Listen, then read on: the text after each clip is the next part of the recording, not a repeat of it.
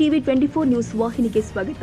ಉತ್ತರ ಕನ್ನಡ ಜಿಲ್ಲೆಯ ದಾಂಡೇಲಿ ನಗರದ ಬಡವರು ಹಾಗೂ ಮಧ್ಯಮ ವರ್ಗದ ಕೂಲಿ ಕಾರ್ಮಿಕ ಕುಟುಂಬಗಳಿಗೆ 2026ರಲ್ಲಿ ಸರ್ಕಾರವು 1136 ಮನೆಗಳನ್ನು ನಿರ್ಮಿಸಿಕೊಡಲು ಆದೇಶ ಪ್ರತಿ ಹೊರಡಿಸಿ ವಸತಿ ಇಲಾಖೆ ಕರ್ನಾಟಕ ಗೃಹ ಮಂಡಳಿ ವತಿಯಿಂದ ಸ್ಥಳೀಯ ದಾಂಡೇಲಿ ನಗರಸಭೆ ಸಹಯೋಗದಲ್ಲಿ G+2 ಮಾದರಿಯ ಮನೆಗಳನ್ನು ನಿರ್ಮಿಸಲು ಮುಂದಾಗಿ ಸದರಿ ಇಲ್ಲಿಯ ತನಕ ಒಂದು ದಶಕವಾದರೂ ಕೂಡ ಕೇವಲ 130 ಮನೆಗಳನ್ನು ಮಾತ್ರ ಹಸ್ತಾಂತರ ಮಾಡಿರುವುದು.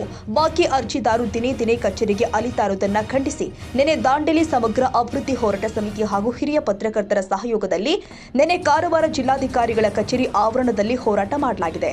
ಚಪ್ಪಲಿಗಳನ್ನ ತಲೆಯ ಮೇಲೆ ಇಟ್ಕೊಂಡು ದಾಂಡೇಲಿ ನಗರದ ಸೂರು ವಂಚಿತ ಬಡ ಜನತೆಯ ಪರವಾಗಿ ಪತ್ರಕರ್ತ ಬಸವರಾಜು, SS ಪಾಟೀಲ್, ಅಕ್ರಮ್ ಖಾನ್, ಹೂವಾನವರ್, ಅಶೋಕ್ ಪಾಟೀಲ್ ಸೇರಿ ದಾಂಡೇಲಿ ಸಮಗ್ರ ಅಭಿವೃದ್ಧಿ ಹೋರಾಟ ಸಮಿತಿಯ ಸದಸ್ಯರು ಉಪಸ್ಥಿತರಿದ್ದರು. ಈ ಸಂದರ್ಭದಲ್ಲಿ ಜಿಲ್ಲಾಧಿಕಾರಿ ಲಕ್ಷ್ಮೀಪ್ರಿಯಾ ಹಾಗೂ ಯೋಜನಾ ನಿರ್ದೇಶಕ ಜಹೀರ್ ಅಬ್ಬಾಸ್ ಅವರಿಗೆ ಮನವಿ ಸಲ್ಲಿಸಲಾಗಿದೆ. ಈ ಸಂದರ್ಭದಲ್ಲಿ ಜಹೀರ್ ಅಬ್ಬಾಸ್ ರವರು ನಮ್ಮ ನ್ಯೂಸ್ ಸಮೂಹದ ರಾಜ್ಯ ಉಪಸಂಪಾದಕ ಬಸವರಾಜ್ ಅವರೊಂದಿಗೆ ಮಾತನಾಡಿ ಈ ಸಮಸ್ಯೆ ಬಗ್ಗೆ ಮಾಹಿತಿ ಕೊಟ್ಟಿದ್ದಾರೆ.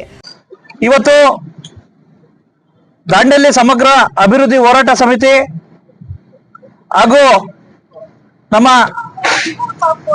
ಕಿತ್ತೂರು ಕರ್ನಾಟಕದ ಹಿರಿಯ ಪತ್ರಕರ್ತರಾಗಿರ್ತಕ್ಕಂಥ ಶ್ರೀ ವಿಶ್ವದರ್ಶನ ಪತ್ರಿಕೆಯ ಸಂಪಾದಕರಾಗಿದ್ದ ತಕ್ಷಣ ನಮ್ಮ ಪಾಟೀಲ್ ಸಾಹೇಬ್ರು ಹಾಗೂ ನಮ್ಮ ಪತ್ರಿಕಾ ಸಮೂಹ ನಮ್ಮ ಭಾರತ BV TV 24 ರೈತ ಧ್ವನಿ ವತಿಯಿಂದ ಕಳೆದ ಒಂದು 4 ವರ್ಷಗಳಿಂದ ಧ್ವನಿ ಎತ್ತಿದ್ದೀವಿ. ಏನು ದಾಂಡೇಲಿ ಭಾಗದ ಅಸಂಘಟಿತ ಮತ್ತೆ ಬಡವರಿಗೆ ಮತ್ತೆ ದುಡ್ಕೊಂತಿಕ್ಕಂತ ಕುಟುಂಬಗಳಿಗೆ ಸರ್ಕಾರ 1106 ಮನೆಗಳನ್ನ ಏನು 2016ರಲ್ಲಿ ಪ್ರಾರಂಭ ಮಾಡಿತ್ತು. ಕಳೆದ ಬಾರಿ ಮಾನ್ಯ ಸಿದ್ದರಾಮಯ್ಯ ಸಾಹೇಬ್ರೆ ಹೋದ್ಸಲ ಮುಖ್ಯಮಂತ್ರಿಗಳಿದ್ರು. ಆನಂತರ ಏನಾಯ್ತಂದ್ರೆ ಈಗ ಮತ್ತೆ 2026 ಬಂದಿದ್ದು 10 ವರ್ಷ ಆಯ್ತು. ಬಹುಶಃ ಅದ್ರಾಗೆ ಈ ಗುತ್ತಿಗೆದಾರ ಚೆನ್ನಾಗಿ ಮೇಯ್ದ್ಬಿಟ್ಟವ್ರೆ. ಕಳೆದ 4 ವರ್ಷಗಳಿಂದ ಧ್ವನಿ ಎತ್ತಿದ್ವಿ. ಬರೇ ಇದೆಲ್ಲ ಸ್ವಲ್ಪ ಟೈಟ್ ಮಾಡೋದಕ್ಕೆ ಬರೇ 108 ಮನೆಗಳನ್ನ ಮಾನ್ಯ ದೇಶಪಾಂಡೆ ಸಾಹೇಬ್ರು ಹಸ್ತಾಂತರ ಮಾಡಿದ್ರು. ನಾವೆಲ್ಲ ಸಂಘಟಿತವಾಗಿ ಹೋರಾಟ ಮಾಡಿದ್ವಿ. ಆನಂತರ ನೋಡಿ ಇಲ್ಲಿ ಆಶ್ರಯ ಯೋಜನೆ ಇನ್ ಮಿಕ್ನಾದ್ದು ಮನೆಗಳು ಬರೇ ಅರ್ಧಕ್ಕರ್ಧ ನಿಂತವೆ, ಇನ್ ಅರ್ಧ ಉದ್ಘಾಟನೆ ಭಾಗಕ್ಕೆ ಬಂದ್ ನಿಂತವೆ. ಬಹುಶಃ ಇದನ್ನ ಹೌಸಿಂಗ್ ಬೋರ್ಡ್ ಅವರು ಕೇಳಿದ್ರೆ ಏನ್ ಹೇಳ್ತಾರೆ ಅಂದ್ರೆ ಕಮಿಷನರು ಆ ದಾಂಡೇಲಿ ನಗರಸಭೆ ಮೇಲೆ ಎತ್ತಾಕ್ತಾರೆ. ದಾಂಡೇಲಿ ನಗರಸಭೆಯವ್ರ ಮೇಲೆ ಕೇಳಿದ್ರೆ ಈ ಹೌಸಿಂಗ್ ಬೋರ್ಡ್ ಮೇಲೆ ಎತ್ತಾಕ್ತಾರೆ. ಒಟ್ಟಾರೆ ನಮ್ಮ ಏನು ಈ ಎಲ್ಲಾ ಬಡವರನ್ನ, ವಿಶೇಷವಾಗಿ ದುಡ್ತಕ್ಕಂಥ ಕುಟುಂಬಗಳನ್ನ, ಅಸಂಘಟಿತ ಕಾರ್ಮಿಕ ಒಂದ್ ರೀತಿ ಬಡ ಕುಟುಂಬಗಳನ್ನ ಎಲ್ಲ ಒಂದ್ ಕಡೆ ಮಂಗ್ಯ ಮಾಡಿ ಹೋಗ್ತಿದ್ದಾರೆ ಇವರಿಬ್ರು ಸೇರಿ. ನಾನು ಈಗಿನ ಸರ್ಕಾರದಲ್ಲಿ ಮಾನ್ಯ ಜಮೀರ್ ಅಹಮದ್ ಅವರು ಸಚಿವರಾಗಿದ್ದ ತಕ್ಷಣ ಎಲ್ಲ ಒಂದ್ ಕಡೆ ಸಾಕಷ್ಟು ನಿರೀಕ್ಷೆ ಇಟ್ಕೊಂಡೆ. ಸಾಕಷ್ಟು ಬಹುತೇಕ ದಾಂಡೇಲಿಯಲ್ಲಿ ಅಲ್ಪಸಂಖ್ಯಾತರು ಜಾಸ್ತಿ ಜನ ಇದ್ದಾರೆ. ಈ ಒಂದು ಫಲಾನುಭವಿಗಳ ಅಪ್ಲಿಕೇಶನ್ ಸಹ ಅವರೇ ಹಾಕಿದ್ದಾರೆ. ಬಹುಶಃ ಅಲ್ಪಸಂಖ್ಯಾತರ ಮತ್ತೆ ಬಡವರ ಮತ್ತೆ ಅಸಂಘಟಿತ ಕಾರ್ಮಿಕ ಕುಟುಂಬಗಳ ಕಣ್ಣೀರು ಒರೆಸ್ತಾರೆ ಅಂತ ನಿರೀಕ್ಷೆ ಮಾಡಿದ್ದೆ. ಜೊತೆಗೆ ಪ್ರತಿ ಸದನದಲ್ಲೂ ಸಹ ಏನು ಮಾನ್ಯ ಅರಸೀಕೆರೆ ಶಾಸಕರು ಶಿವಲಿಂಗೇಗೌಡರು ಅವರ ಆರ್ಭಟ, ಅವರ ಒಂದ್ ರೀತಿ ಶೂರಾಟ ಎಲ್ಲ ನೋಡಿ ಎಲ್ಲ ಒಂದ್ ಕಡೆ ಅವರು ಶೂರಾಟ ಆರ್ಭಟನ ಈ ಬಡವ್ರ ಮೇಲೂ ತೋರಿಸಿ ಎಲ್ಲ ಒಂದ್ ಕಡೆ ಬಡವರ ಕಣ್ಣೀರು ಒರೆಸ್ತಾರೆ ಅನ್ಕೊಂಡಿದ್ದೆ ಮಾನ್ಯ ಶಿವಲಿಂಗೇಗೌಡರು ಸಾಹೇಬ್ರಿಗೆ. ಅವೇನಿಲ್ಲ, ಬರೀ ಸದನದಲ್ಲಿ ಬರೀ ಮೈಕ್ ಮಾತ್ರ ಸೀಮಿತ ಆಗಿದೆ ಅವ್ರದ್ದು. ನಾನು ಕಳೆದ ಅಧಿವೇಶನದಲ್ಲಿ ನಮ್ಮ ಅಕ್ರಮ್ ಖಾನ್ ಸಾಹೇಬ್ರು, ಈ ದಾಂಡೇಲಿ ಸಮಗ್ರ ಅಭಿವೃದ್ಧಿ ಹೋರಾಟ ಸಮಿತಿ ಅಧ್ಯಕ್ಷರು, ಮತ್ತೆ ಅಶೋಕ್ ಪಾಟೀಲ್ ಅಣ್ಣವರು, ಇವರೆಲ್ಲ ನೇತೃತ್ವದಲ್ಲಿ ನಾವು ಅಲ್ಲಿಗೆ ಅಧಿವೇಶನದಲ್ಲಿ ಇದ್ರ ಪರವಾಗಿ ಧ್ವನಿ ಎತ್ತಿದ್ವಿ. ಯಾಕಪ್ಪ ಅಂದ್ರೆ ಹೋರಾಟಗಳು ಜೀವಂತವಾಗಿರ್ಬೇಕು.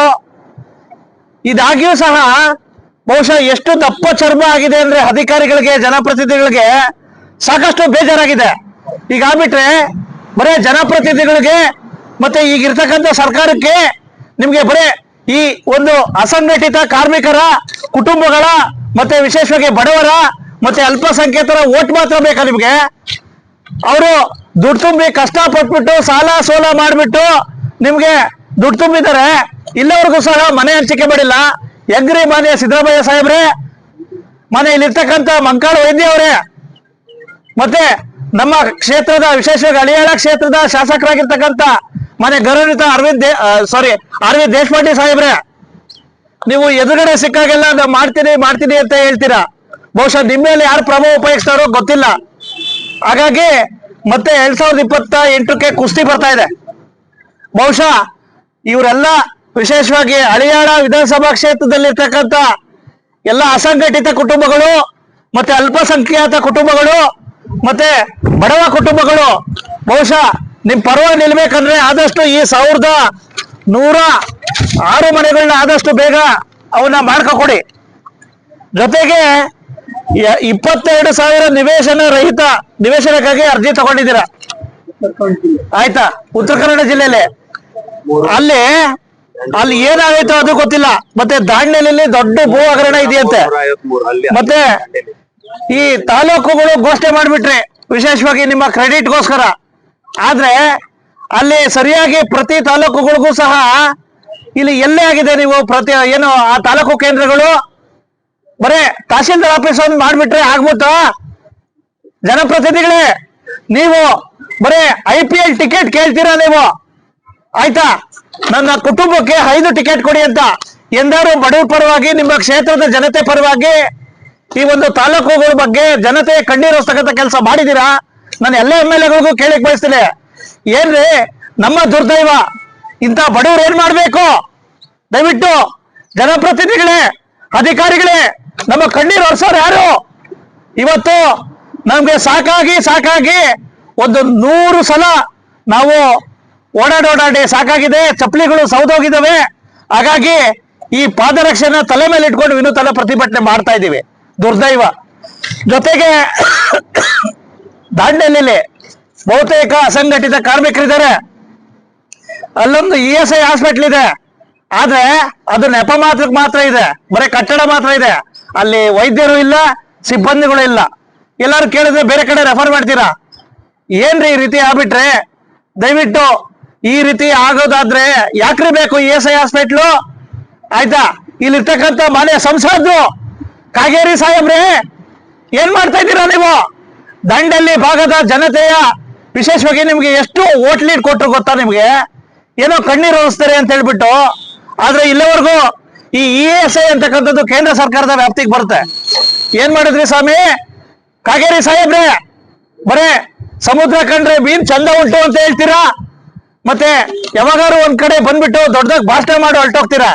ಆದ್ರೆ ಇಲ್ಲಿವರೆಗೂ ಸಹ ಜನಪರವಾಗಿ ಮತ್ತೆ ಈ ಬಡ ಕುಟುಂಬಗಳ ಪರವಾಗಿ ಧ್ವನಿ ಎತ್ತಿದ್ದೀರಾ.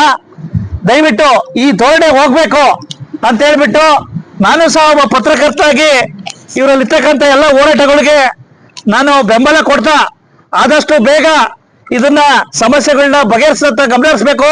ಇಷ್ಟೆಲ್ಲ ಪ್ರತಿಭಟನೆ ಮಾಡ್ತಾ ಇದ್ದೀವಿ. ದಯವಿಟ್ಟು ಆ PDPC ಅಧಿಕಾರಿಗಳು ಇಂಥವ್ರಿಗೂ ಬಂದಿಲ್ಲ. ಆ ಯೋಜನಾ ಅಭಿವೃದ್ಧಿ ಅಧಿಕಾರಿಗಳು ಮತ್ತೆ ಇಂಜಿನಿಯರ್ಗಳು ಸಾಕಷ್ಟು ಸಮಸ್ಯೆಗಳಿದ್ದಾವೆ. ಬರ್ಬೇಕು, ಈ ಸ್ಥಳಕ್ಕೆ ಬರ್ಬೇಕು, ಚರ್ಚೆ ಮಾಡ್ಬೇಕು. ಇಲ್ಲಿವರೆಗೂ ಸಹ ಬಂದಿಲ್ಲ ಅಂದ್ರೆ ಯಾಕ್ರಿ ನೀವು ಇದ್ದೀರಾ? ಬರೀ ಹೊರಗಡೆ ಅಂತ ಹೇಳ್ಬಿಟ್ಟು ಈ ಹೋರಾಟಕ್ಕೆ ನಾನು ಬೆಂಬಲ ಕೊಡ್ತೇನೆ. ನಮಸ್ಕಾರ. ನಮ್ಮ ಜಿಲ್ಲಾಧಿಕಾರಿಗಳಿಗೆ, ಅವರು ನಮ್ಮ ಆಡಳಿತಾಧಿಕಾರಿ, ಅವರ ಜವಾಬ್ದಾರಿ ಇದೆ. ಅವರು ಈ ವಿಷಯ ಬಗ್ಗೆ ಪರಿಶೀಲನೆ ಮಾಡಬೇಕು. ನಾನು ಹಲವಾರು ಬಾರಿ ಇಲ್ಲಿ ಬಂದು ಭೇಟಿಯಾಗಿ ಅವರು ಮನವಿ ಕೊಟ್ಟಿದ್ದಾರೆ, ಬಟ್ ಯಾವುದಕ್ಕೂ ಆಕ್ಷನ್ ತಗೊಂಡಿಲ್ಲ. ಇವತ್ತು ಸಹ ನಾವು ಈ ಸಭೆ ಮೂಲಕ ಒತ್ತಾಯ ಮಾಡ್ತೇವೆ, ಒಂದಾನೊಂದು ವೇಳೆ ಈ ವಿಷಯದ ಬಗ್ಗೆ ಒಂದು ವಾರದಲ್ಲಿ ಇವರು ಕ್ರಮ ವಹಿಸದೇ ಇದ್ರೆ ನಮ್ಮ ಮುಂದಿನ ಹೋರಾಟ, ಮುಂದಿನ ಗುರಿ ನಾವು ತಲುಪಬೇಕಾಗ್ತದೆ. ಈಗ ಸರ್ಕಾರದಿಂದ, ಹೌಸಿಂಗ್ ಬೋರ್ಡ್ ದಿಂದ ಏನ್ ಅರ್ಜಿ ತಗೊಂಡಿದ್ರು, ಆ ಅರ್ಜಿಗಾಗಿ 10 ಎಕರೆ ನಗರಸಭೆ ಭೂಮಿ ಕೊಟ್ಟಿದ್ರು. ಆ ಅತಿಕ್ರಮ ಅಲ್ಲಿಯೂ ಸಹ ಅತಿಕ್ರಮ ಚಾಲು ಇದೆ, ಅಲ್ಲೇನೂ ಅತಿಕ್ರಮ. ಅದರ ಬಗ್ಗೆನೂ ನಾವು ರೈಟಿಂಗ್ ನಲ್ಲಿ ಪತ್ರ ಕೊಟ್ವಿ. ಆ ನಿವೇಶನ ಗೃಹ ಮಂಡಳಿಗೆ ಸೇರಿದ್ದು ಅತಿಕ್ರಮಣ ಆಗ್ತಾ ಇದೆ, ಅದರ ಬಗ್ಗೆ ಕ್ರಮ ವಹಿಸ್ರಿ ಅಂದರೆ ಯಾವುದಕ್ಕೂ ಚಕಾರ ಶಬ್ದ ಇವತ್ತು ವಹಿಸ್ತಾ ಇಲ್ಲ.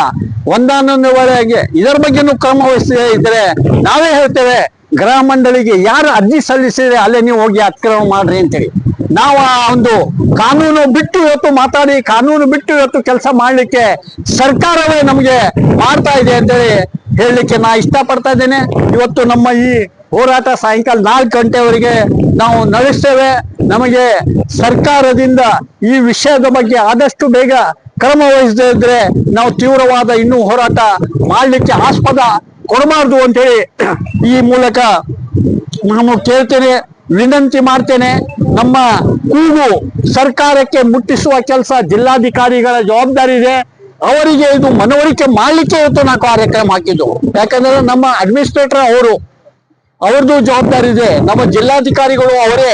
ಆ ಜವಾಬ್ದಾರಿಯಿಂದ ಅವರು ಇವತ್ತು ನಮಗೆ ಈ ನಮ್ಮ ಸಮಸ್ಯೆಗೆ ಚರ್ಚೆ ಮಾಡಿ ಪರಿಹರಿಸಬೇಕು ಅಂತೇಳಿ ನಾನು ದಾಂಡೇಲಿ ಸಮಗ್ರ ಅಭಿವೃದ್ಧಿ ಹೋರಾಟ ಸಮಿತಿ ಪರವಾಗಿ ಮತ್ತು ನಮ್ಮ ಹಿರಿಯ ಸಂಪಾದಕರಾದ SS ಪಾಟೀಲ್ ಅವರು, ಬಸವರಾಜ್ ಸರ್ ಅವರು ಮತ್ತು ಬೇರೆ ಬೇರೆ ಸಂಘಟನೆ ಮುಖಂಡರು ಸಹ ಇವತ್ತು ನಮ್ಮ ಜೊತೆ ಬಂದಿದ್ದಾರೆ. ಅವರು ಎಲ್ಲರಿಗೂ ಅಭಿನಂದಿಸಿ ನನ್ನ 2 ಮಾತು.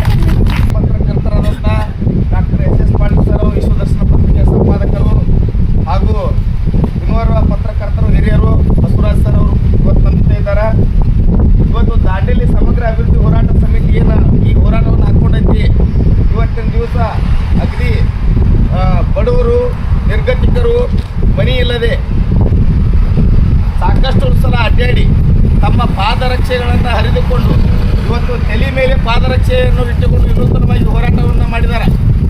ಅದಕ್ಕೆ ಇವತ್ತಿನ ದಿವಸ ನಾವು ಪತ್ರಕರ್ತರಾಗಿ ಧಾರವಾಡ ಜಿಲ್ಲಾ ಕರ್ನಾಟಕ ಕಾರ್ಯನಿರತ ಪತ್ರಕರ್ತರ ಧ್ವನಿ ಸಂಘಟನೆಯ ಜಿಲ್ಲಾಧ್ಯಕ್ಷರಾಗಿ ನನ್ನ ಪರವಾಗಿ ಹಾಗೂ ನಮ್ಮ ಇಡೀ ಪತ್ರಕರ್ತರ ಸಂಘಟನೆ ವತಿಯಿಂದ ನಾವು ಈ ದಾಂಡೇಲಿ ಸಮಗ್ರ ಅಭಿವೃದ್ಧಿ ಹೋರಾಟ ಸಮಿತಿಗೆ ನಾವು ಬೆಂಬಲವನ್ನು ನೀಡ್ತೇವೆ. ಇದಕ್ಕೆ ಸಂಬಂಧಪಟ್ಟಂತ ಅಧಿಕಾರಿಗಳಿರ್ಬೋದು, ರಾಜಕಾರಣಿಗಳಿರ್ಬೋದು, ಆದಷ್ಟು ಬೇಗ ನ್ಯಾಯವನ್ನು ಕೊಡಿಸುವಂತ ಕೆಲಸ ಮಾಡಬೇಕು. ಯಾಕಂತಂದ್ರೆ ಮುಂದಿನ ದಿನಮಾನಗಳಲ್ಲಿ ಉಗ್ರವಾದ ಹೋರಾಟವನ್ನು ಹಮ್ಮಿಕೊಳ್ಳಲಿಕ್ಕೆ ಅನುವು ಮಾಡಿಕೊಡಬಾರದು. ಹಾಗಾಗಿ ಇವತ್ತಿನ ದಿವಸ ಈ ಏನು ಹೋರಾಟ ಹಾಕೊಂಡಿದ್ದಾರೆ ಇವತ್ತ ನ್ಯಾಯ ಸಿಗಬೇಕು. ಆದಷ್ಟು ಬೇಗ ಇದಕ್ಕೆ ನ್ಯಾಯ ಸಿಗುವಂತ ಕೆಲಸ ಮಾಡಬೇಕಂತೇಳಿ ನಾನು ಈ ಪೂರ್ವಕ ತಮ್ಮ ಮೂಲಕ ವಿನಂತಿಯನ್ನು ಮಾಡ್ಕೋತಾ ಇದ್ದೇನೆ, ಆಗ್ರಹವನ್ನು ಮಾಡ್ತಾ ಇದ್ದೇನೆ. ಈ ಜಿಲ್ಲೆಗೆ ಒಂದು ಕೆಟ್ಟ ಹೆಸರು ಬರ್ತಾ ಇದೆ. ಇಡೀ ಕರ್ನಾಟಕದಲ್ಲಿ ಒಂದು ಹಗರಣಗಳ ತಾಲೂಕು ಅಂದರೆ ಅದು ದಾಂಡೇಲಿ ತಾಲೂಕಾಗಿದೆ. ಅಲ್ಲಿ ಸುಮಾರು 9 ಬಾರಿ ಅರವಿಂದ್ ದೇಶಪಾಂಡೆ ಅವರಿಗೆ ನಾವು ಆರಿಸಿದ್ದೇವೆ. ಈಗ ಉಸ್ತುವಾರಿ ಮಂತ್ರಿ ಮಂಗಳವರು ಇದ್ದಾರೆ. ಇವರಿಗೆಲ್ಲ ಒಂದು ಋಣ ತೀರಿಸುವಂಥ ಸಮಯ ಬಂದಿದೆ. ದಾಂಡೇಲಿಯಲ್ಲಿ ಜನರು ಓಟ್ ಹಾಕಿ ಗೆಲ್ಲಿಸಿದ್ದಾರೆ. ಅವರು ಇವತ್ತಿಗೆ ನೋಡಿದ್ರೆ G+2 ಸ್ವತಃ 50,000 ಲಕ್ಷಗಟ್ಟಲೆ ತಮ್ಮ ಬಂಗಾರಗಳನ್ನೆಲ್ಲ ಒತ್ತೆ ಇಟ್ಟು ಸಾಲ ಸುಂಟ ಮಾಡಿ ಒಂದು G+ಗೆ ಮನೆ ಹೋಗಲಿಕ್ಕೆ ಕಾಯ್ತಾ ಇದ್ದಾರೆ. ಆದರೆ ಬಂಧುಗಳೇ, ನಿಮಗೆ ಒಂದು ಮಾಹಿತಿ ತರ್ತಾ ಇದ್ದೇನೆ. ದಾಂಡೇಲಿಯಲ್ಲಿ 31 ವಾರ್ಡ್ಗಳಲ್ಲಿ ಸುಮಾರು 5 ಗುಂಟೆಯ ಒಂದೊಂದು ಕಟ್ಟಡಗಳು 2 ವರ್ಷದಲ್ಲಿ ಆಗಿ ಅವರವರಿಗೆ ಹಸ್ತಾಂತರ ಆಗಿದೆ. ಆ ಭೂಮಿಗಳಿಗೆ ಯಾವುದೇ ರೀತಿಯ ಸರ್ಕಾರದ ಒಪ್ಪಿಗೆ ಇಲ್ಲ, ಟೌನ್ ಪ್ಲಾನಿಂಗ್ ಅಪ್ರೂವ್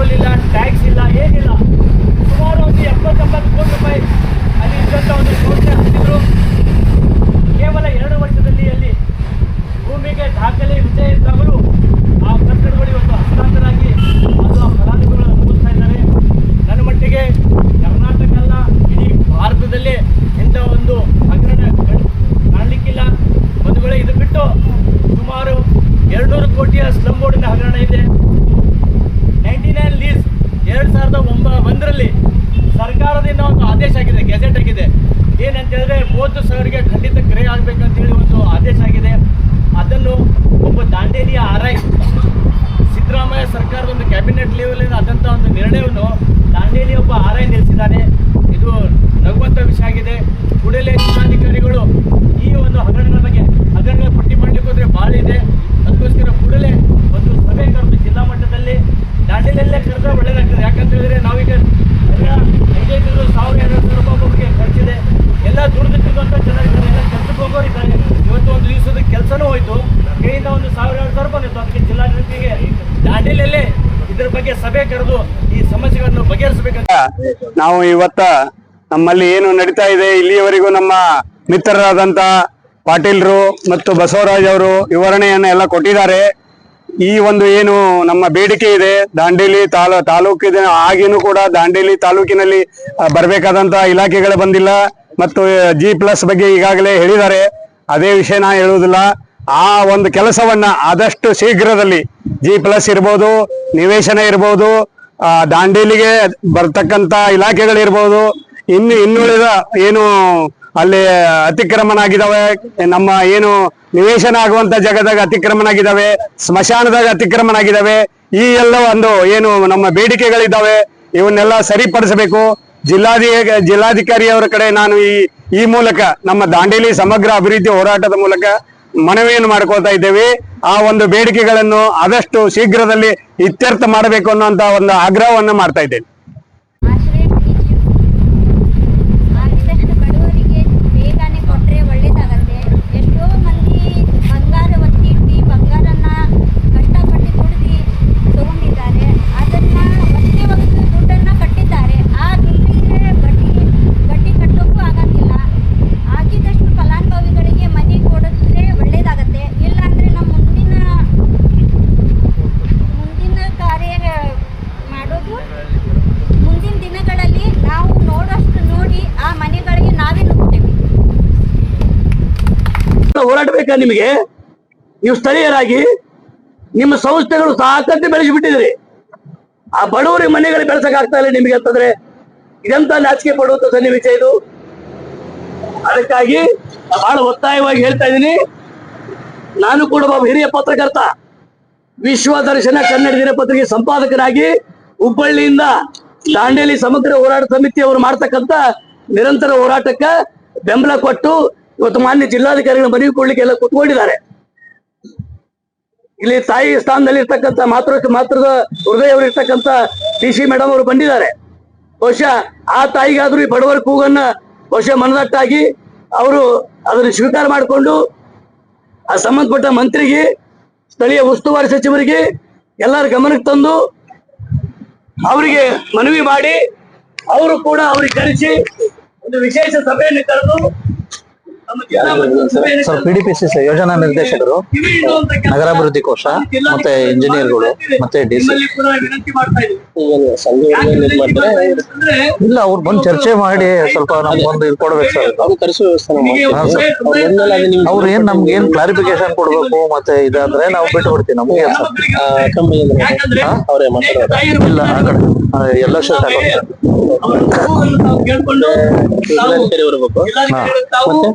ಯೋಜನಾಧಿಕಾರಿ, ನಾವು ಇಂಜಿನಿಯರ್ಸ್ಗಳು, ಅದೇ ಇಲಾಖೆ ಮತ್ತೆ DC ಅವರು. ದಾಂಡೇಲಿ ಹರಿಹರ ಶಾಸಕ ಆರ್ವಿ ದೇಶಪಾಂಡೆ ಅವರಿಗೆ ಅನೇಕ ಸ್ಥಳೀಯ ಎಲ್ಲ ಶಾಸಕರು ವಿಶೇಷ ಸಭೆ ಕರೆದು ಈ ಒಂದು ಅದು ಕೊಡೋದ್ರ ಜೊತೆ ದಾಂಡೇಲಿ ಒಳಗೆ ಉಳಿದ ಸಮಸ್ಯೆಗಳು DC ಅವರು ನಮ್ಮ ಇತ್ಯರ್ಥ ಮಾಡಬೇಕು. ಆ ನಿವೇಶನದಿರ್ಬೋದು, ಇನ್ನಿನ ಹಲವಾರು ಸಮಸ್ಯೆಗಳನ್ನ ಎಲ್ಲ ಸಮಸ್ಯೆಗಳನ್ನ ನಾವು ಹೇಳ್ತೀವಿ. DC ಅವರು ಅದನ್ನ ಒಂದು ಕ್ರಮ ತಗೋಬೇಕು ಅನ್ನುವಂತ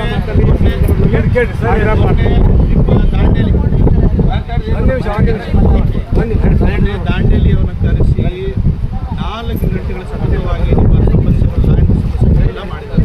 ಅದರಲ್ಲಿ 256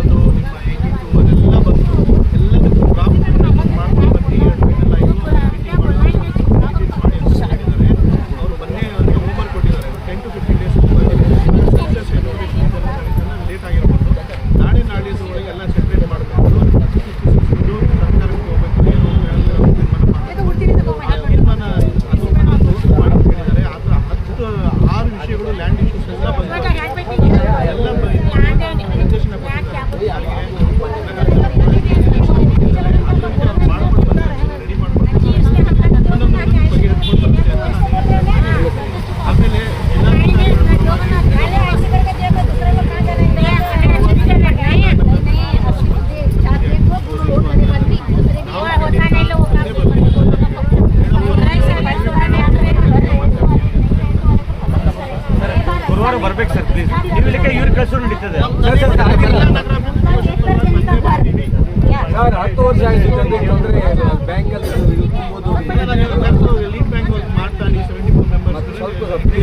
ಸರ್ ಬೆಳಗಿಂದ ಟೀ ಕುಡ್ದಿಲ್ಲ ಗೊತ್ತರ್ ಅವರು ಅಲ್ಲಿಂದ ನಾವು ಹೋರಾಟ ಮಾಡ್ಕೊಂಡು ಗೊತ್ತಾದ್ಮೇಲೆ ದಾಂಡೇಲಿಗೆ ಬರ್ಬೇಕಲ್ಲ ಸರ್ ನೀವೆಲ್ಲ ಎಲ್ಲ. ಈಗ ನೋಡಿ ಈಗ ಡೇಟ್ ಕೊಟ್ಟಿದ್ರು ಅಕ್ರಮ್ ಅವ್ರು, ನೀವು ದಾಂಡೇಲಿ ಬಂದು ಸಭೆ ತಗೊಂಡು ಮುಗಿಸ್ಬಿಟ್ರೆ ಮುಗಿದೋಗ್ತಿತ್ತಲ್ಲ. ನಮ್ಗೆ ಎಷ್ಟು ತೊಂದರೆ ಆಗಿದೆ ಗೊತ್ತರ್ ಇದು ಬಡವರಿಗೆ ಎಷ್ಟು ತೊಂದರೆ. ಪಾಪ್ ಸರ್ ಅವ್ರು ಬೆಳಗಿಂದ ಟೀ ಕುಡ್ದಿಲ್ಲ ಸರ್.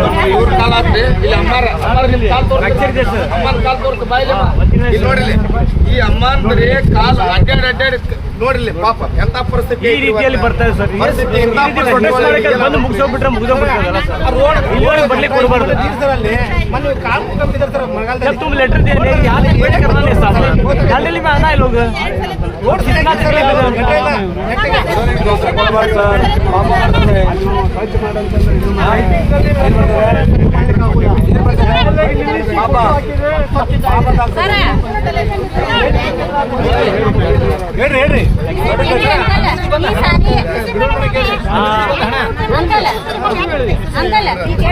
ಈ ಹೋದ್ ಸಾರಿ ಮನಿ ಇದ್ದಾರ್ಗೆ ಎಲ್ಲ ಕೊಟ್ಟೇರಿ. ಈ ಸಾರಿ ಮನಿ ಬಾಡಿಗೆ ಯಾರು ಅದಾರ ಅವ್ರಿಗೆ ನೋಡ್ ನೀವು ಕೊಡ್ಬೇಕು. ಮನಿ ಬೇಕಾ ಬಿಟ್ಟು ಕೊಡೋಂಗಿಲ್ಲ. ಯಾರಿಗ್ ಬಾಳ ಪರಿಸ್ಥಿತಿ ಕೆಟ್ಟೈತಿ ಅಂತವ್ರಿಗೆ ನೋಡ್ ನೀವು ಮನಿ ಕೊಡ್ಬೇಕು. ಏನ್ ಹೋದ್ ಸಾರಿ ನೀವು ಮಾಡಿದ್ರಿ, ಯಾರು ಮಾಡಾರ ನಮ್ಗೆ ಗೊತ್ತಿಲ್ಲ. ಮಾತ್ರ ಯಾರಿಗ್ ಕಷ್ಟ ಐತಿ, ಯಾರ ಮನ್ಯಾಗ ದುಡಿಯೋಗ್ಮಿ ಇಲ್ಲ, ಯಾರ್ಯಾರು ಮನ್ಯಾಗ ಒಬ್ಬೊಬ್ಬ ಪೇಷಂಟ್ ಇಟ್ಕೊಂಡವ್ರು ದುಡಿಯಕ್ ಹೊಂಟಾರ ಏನ್ ಅಂತವ್ರಿಗೆ ಮನಿ ಕೊಡ್ಬೇಕು ನೀವು. ಏನ್ ಇದು ಹೋದ್ ಸಾರಿ 4 ಮನಿ ಇದ್ದವ್ರಿಗೆ ನೀವು ಮನಿ ಕೊಟ್ಟೇರಿ. ಏನ ಇದು ತಪ್ಪಿದ, ಹಂಗ್ ಮಾಡೋಂಗಿಲ್ಲ. ಬಡವ್ರ ಮಂದಿಗೆ ಬಡವ್ರ ಮನಿ ಏನ್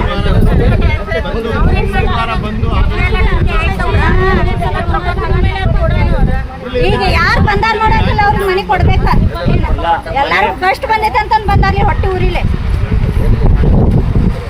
ಕಾರವಾರ ಜಿಲ್ಲಾಧಿಕಾರಿಗಳ ಒಂದು ರೀತಿ ಆವರಣದಲ್ಲಿ ಪ್ರತಿಭಟನೆ ಮಾಡ್ತಾ ಇರ್ತಕ್ಕಂಥ ದಾಂಡೇಲಿ ಸಮಗ್ರ ಅಭಿವೃದ್ಧಿ ಹೋರಾಟ ಸಮಿತಿ ಈ ಒಂದು ಮನೆಗಳಿಗಾಗಿ ಹೋರಾಟ ಮಾಡ್ತಾ ಇರ್ತಕ್ಕಂಥ ಸ್ಥಳಕ್ಕೆ ಯೋಜನಾ ನಿರ್ದೇಶಕರಾದ ಜೈರ್ ಅಬ್ಬಾಸ್ ಅವರು ಭೇಟಿ ಕೊಟ್ಟಿದ್ದಾರೆ. ಇವರು ಈ ಸಮಸ್ಯೆಗಳ ಬಗ್ಗೆ ಏನ್ ಹೇಳ್ತಾರೆ ಸರ್ ಹೇಳಿ.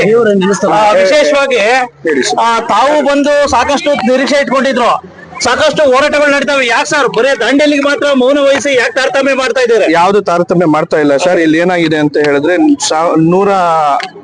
1100 ಮನೆಗಳಿತ್ತು. ಅದೇನಾಗಿದೆ ಅಂತ ಹೇಳಿದ್ರೆ 2016-17 ಸಾಲಿನಲ್ಲಿ ಸ್ಟಾರ್ಟ್ ಆಗಿ ಪ್ರಾರಂಭವಾಗಿರೋದು. ಕೊರೋನಾದಲ್ಲಿ ಬರಂತ ಇದರಿಂದ ಸ್ವಲ್ಪ ಕಾರಣ ನಿಂತೋಗ್ಬಿಟ್ಟು ನಾವು 117 ಬೆನಿಫಿಷರೀಸ್ಗೆ ಮನೆಗಳು ಕೊಟ್ಟಿದ್ದೀವಿ. ಇನ್ನು 75 ಮನೆಗಳು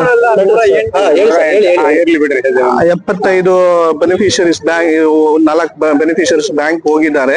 ಇದು ಬೆನಿಫಿಷರಿ ಕಾಂಟ್ರಿಬ್ಯೂಷನ್ ಇರೋದ್ರಿಂದ ನಾವು ಹಂತವಾಗಿ ಯಾರು ಬೆನಿಫಿಷರಿ ಕಾಂಟ್ರಿಬ್ಯೂಷನ್ ಕೊಡ್ತಾರೋ ಅವ್ರಿಗೆ ನಾವು ಮನೆಗಳು ಕೊಟ್ಕೊಂಡು ಬರ್ತಾ ಇದೀವಿ ಸರ್. ಸರ್ ಈಗ ಇನ್ನೊಂದು ಸುದ್ದಿ ಇದೆ ಸರ್, ಈಗೆಲ್ಲ ಇಷ್ಟು ಅನುದಾನದಲ್ಲಿ ಆಗಲ್ಲ, ಸಾಕಷ್ಟು ಇದಾಗಿದೆ, ಮತ್ತೆ ಹೆಚ್ಚುವರಿ ಅನುದಾನ ಬೇಕು ಅಂತ ನಿಮ್ಗೆ ಬ್ಲಾಕ್ ಮೇಲ್ ಮಾಡ್ತಾವ್ರೆ ಕಾಂಟ್ರಾಕ್ಟರ್ ಅಂತ ಸುದ್ದಿ ಇದೆ. ಇಲ್ಲ, ಕಾಂಟ್ರಾಕ್ಟರ್ ಅಲ್ಲ, 2016-17 ಆಗಿರುವಂತ ಅನುದಾನಕ್ಕೂ ಕಾಸ್ಟ್ ಎಸ್ಟಿಮೇಷನ್ ಆಗಿದೆ.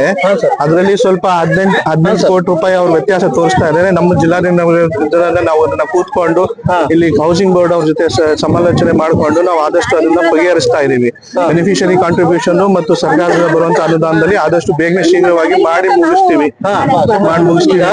ಹೋರಾಟಗಳು ಸಾಕಷ್ಟು ಆಗ್ತವೆ. ಒಂದ್ ನಿಮಿಷ, ಈಗ ಎಲ್ಲಾ ಕಡೆ ಪ್ರತಿಯೊಂದು ಹಳ್ಳಿಯಲ್ಲಿ ಸಾಕಷ್ಟು ಬೇಗ ಕೊಟ್ರಿ, ಆದ್ರೆ ದಾಂಡೇಲಿಗೆ ಮಾತ್ರ ಯಾಕೆ ಸರ್ ಕೊಡೋದಕ್ಕೆ ಯಾಕೆ ವಿಳಂಬ ವಿಳಂಬ ಮಾಡ್ತಾವ್ರೆ ಅಂತ ಸುದ್ದಿ ಇದೆ. ನನ್ ಕಡೆ ಇಲ್ಲ ಸರ್, ಇದು ಮನೆ ಕನ್ಸ್ಟ್ರಕ್ಷನ್ ಆಗ್ತಾ ಇದೆ, ಅದರಿಂದ ವಿಳಂಬ ಆಗ್ತಾ ಇರೋದು. ಕಾಂಟ್ರಾಕ್ಟ್ ಪ್ರಾಬ್ಲಮ್ ಆಗಿರೋದೆ ಅಂತ. ಅಲ್ಲಿ ಹಳಿಯಾಳದ ಬಗ್ಗೆ ಹೇಳಿದಾಗ 350 ಮನೆ ಒಳಗಡೆ ಇದೆ. ಅದು ಇಲ್ಲಿ 1000 ಚಿಲ್ಲರೆ ಮನೆಗಳಿದ್ದು ಹಂತವಾಗಿ ಕಟ್ತಾ ಇದ್ದಾರೆ. ಹಂತವಾಗಿ ಕಟ್ಕೊಂಡ್ ಬಂದಂಗೆ ಅವ್ರ ಬೆನಿಫಿಷರಿ ಕಾಂಟ್ರಿಬ್ಯೂಷನ್ ಕೊಟ್ಟ ತಕ್ಷಣ ನಾವು ಅವ್ರಿಗೆ ಹ್ಯಾಂಡ್ ಓವರ್ ಮಾಡ್ಕೊಂಡು ಬರ್ತೀವಿ. ತಾವು ಬಂದ್ಮೇಲೆ ಎಂದಾರು ಭೇಟಿ ಮಾಡಿದೀವಿ ಸರ್. 4-5 ಸರಿ ಅಲ್ಲ 8-10 ಸರಿ ಬಂದಿದ್ದೀನಿ. ದಾಂಡೇಲಿಗೆ ಬಂದಿದ್ದೀನಿ, ಅವ್ರಿಗೆ ಗೊತ್ತು ಎಷ್ಟು ಸರಿ ಬಂದಿದ್ದೀನಿ ಅಂತ. ಬಟ್ ಕಮಿಷನ್ ಅವರು ನಿಮ್ ದಿಕ್ ತಪ್ಪಿಸ್ತಾವ್ರೆ ಅಂತ ಸುದ್ದಿ ಇದೆ. ಇಲ್ಲ, ಸುಳ್ಳು ಅದು. ಈಗ ಎಷ್ಟು ದಿನದೊಳಗಡೆ ಬಗೆಹರಿತೈತೆ ಹೇಳಿ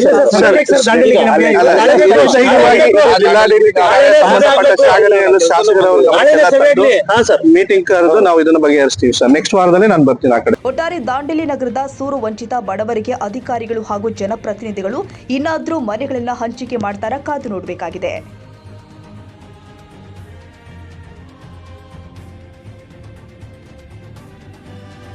ಕನ್ನಡಿಗರ ಮೆಚ್ಚಿನ ನಿಮ್ಮ ಟಿವಿ 24 ಕನ್ನಡ ನ್ಯೂಸ್ ವಾಹಿನಿ ಇದೀಗ ಟಿವಿಯಲ್ಲಿ ಲಭ್ಯ. ಕರ್ನಾಟಕ ಮತ್ತು ದೇಶ ವಿದೇಶದ 360 ಡಿಗ್ರಿ ಸುದ್ದಿ ಹಾಗೂ ಉತ್ತರ ಕರ್ನಾಟಕ, ಬೆಳಗಾವಿ, ಬಾಗಲಕೋಟೆ, ಧಾರವಾಡ, ಹಾವೇರಿ, ಗದಗ, ಬಿಜಾಪುರ ಜಿಲ್ಲೆಯ ಕ್ಷಣ ಕ್ಷಣದ ವಿವರವನ್ನ ಪಡೆಯುವುದಕ್ಕೆ TV24 ಕನ್ನಡ ನ್ಯೂಸ್ ವಾಹಿನಿಯನ್ನ ಲೈಕ್ ಮಾಡಿ, ವಿಡಿಯೋಗಳನ್ನ ಶೇರ್ ಮಾಡಿ, ಕಮೆಂಟ್ ಮಾಡುವ ಮೂಲಕ ನಮ್ಮ ವಾಹಿನಿಗೆ ಸಹಕಾರ ನೀಡಿ ಮತ್ತು ಚಾನೆಲ್ ಅನ್ನ ಸಬ್ಸ್ಕ್ರೈಬ್ ಮಾಡಿ. Thank you.